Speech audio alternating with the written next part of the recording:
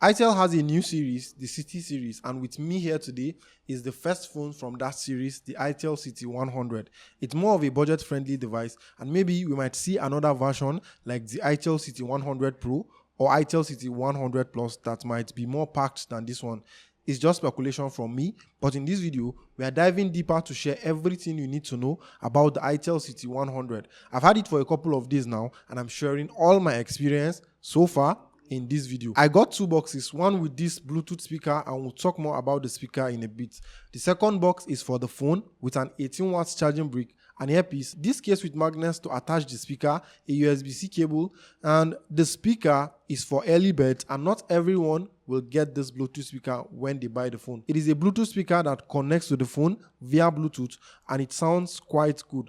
And it can also act as a pop socket that helps you balance the phone while watching content online. The Bluetooth speaker can also be connected with other phones, and there are also a couple of other accessories like a wallet that I saw on the Itel website that can be attached at the back of the Itel City 100, but I don't know how we can go ahead and buy them. Itel, if there is a way to buy it, please let us know, because that wallet can actually be a good accessory to attach at the back of this phone. I paid 110,900 naira for the model with 4 gigs RAM and 128 gig storage space. But the model with 6 gigs RAM and 128 gig storage space cost around 120,000 naira. Now, the RAM type is LPDDR4X and the storage type is UFS 2.2. Price is roughly around $80 for those watching this video outside Nigeria. For that price, I'll say it's close to the Tecno Pop 9 and Infinix Smart 9. And I'm actually impressed with the RAM and storage type of this phone. Now, the phone has a premium feel in the hand, even though it's made out of plastic. It's lightweight and it's kind of thin at 7.6 millimeters. The Itel City 100 also has an IP64 rating against dust and water splashes. The phone should not be submerged in water intentionally, as it doesn't have the strength to be submerged in water. Itel also claims that the phone is drop resistant, but I'm not the one that tries this type of things. I don't try dropping my phones in my videos. I'm sure if Valor Review should make a video, he's definitely going to drop it down. I'm always careful with my phones and I don't let them drop. I have the pure titanium color, but there are other colors available. There is a purple and navy blue colorway, and we have a unibody design on this phone, which means both the frame and body are made of one plastic wrapping. It improves the grip and feel of the City 100 in your hand. The camera cutout is not something new. We have two lenses, and we also have the SIM card slot by the right side of the phone, and it supports dual 4G SIM cards with a slot for memory card. We also have a headphone port at the bottom and a single down-firing speaker. I honestly feel it's a bit of miss, but maybe they are reserving the dual speaker for the City 100 Pro or City 100 Plus. I'm just assuming. There is a side-mounted fingerprint scanner on the phone, and it's quite fast. I also love how the overall feel of the phone is. Even though it's a budget phone, it doesn't feel cheap. I'm always a big fan of flat displays, and this one is as flat as it gets because of the unibody design. You can see that it's on the same line with the frame. It's a 90Hz refresh rate that is quite smooth when scrolling around the 6.75-inch display. We have a 720p resolution, and I really wish it was 1080p. Nonetheless, it's a bright display and it's colorful, and things feel snappy for the price. Peak brightness is 700 nits, which is higher than most of the phones it's competing with around this price point. You can even use the display with oily hands or when the display is wet. Another thing I wish was different on this display was the water drop notch. We should have the punch hole cut out on this phone, and because it's a new series, we should start with a punch hole in 2025. The bezels around the display are quite noticeable, especially the chain at the bottom. We also have a front-facing flashlight in the bezel. Gaming or watching videos here is okay for the most part.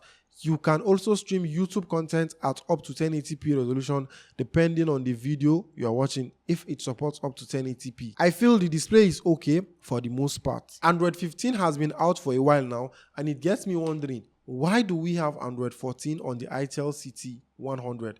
It's running on Android 14 based on PureOS 14.5. The app icons look good and the animations are kind of smooth. We also have split screen, which is something that is not common around this price. I was also surprised that we had only a few apps pre-installed when I booted up the phone for the first time. We also have an always on display here, which is something quite rare for this price, but I'm glad we have it. Dynamic Bar 2.0 is also here, and it has some good use cases on this phone. They also added some AI features, and the most useful one for me is the AI writing assistant. It is really seamless on this phone and very, very smooth. It generates text, proofread or summarize text. There is also an AI wallpaper generator in the settings, and you can even upload your image to generate a wallpaper based on that picture. There is also Ivana, the AI assistant that is now powered by DeepSeek R1. I love the minimal AI integration on the City 100, even though it's a budget phone. The Itel City 100 is powered by the Unisoc T7-250, and we all don't really like Unisoc chipset. I'll say performance isn't as good as I want, but it's more of an entry-level device, and I don't know if we could have had something better. It's not a gaming phone by any means, but it handles basic tasks smoothly. Apps don't open up super fast, it takes a bit of time, and it's also because I have the model with 4 GB RAM. I believe the variant with 6 GB RAM would be a lot better at handling these type of actions when you are opening apps. Apps don't also stay running in the background for long periods of time. Performance isn't the strongest feature of this phone, and you need to have that at the back of your mind before you go ahead and buy it. We have a 13 megapixel primary camera on the phone with an 8 megapixel selfie camera. The phone isn't camera centric, and getting a good picture from the lens is more of a hit and miss. This picture of green plant looks good. You can see the color accurately and it's sharp. This other one look a bit washed and it's lacking in details. Close-up pictures tend to look better from my observation. The camera app also looks washed when you are trying to snap pictures. I think we need a software upgrade that should fix this camera app. Probably, maybe because it's new, maybe with time it's going to get better.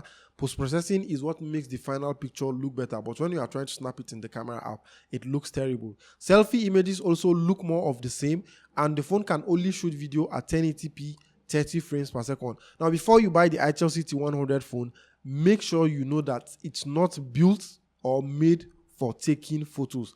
The Itel City 100 comes with a 5200 mAh battery, which is probably one of the best things about the phone. It has a great battery life, and you can get up to 7 hours of battery life under constant use. I wonder who is going to continuously press this phone for 7 hours. I see this phone as a 2-day battery life phone. It has an 18 watts charging brick in the box, and charging takes over 2 hours, which is slow by 2025 standards. Anyways, the battery is one of the best things about the Itel City 100. That's the Itel City 100 for you. It's more of an entry-level device from Itel. It has a unique unibody design, good battery life, and a bit of AI features.